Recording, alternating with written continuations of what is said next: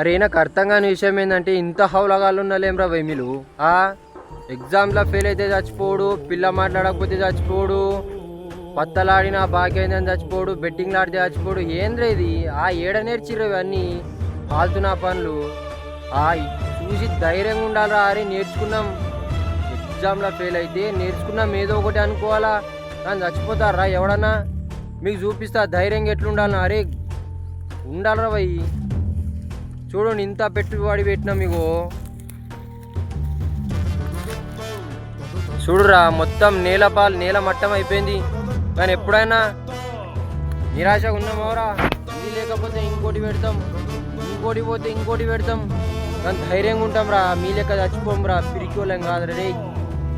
అవులా నా కొడుకులరా మీరంతా జిందగిలా ముంగడ్రాలు మీరు.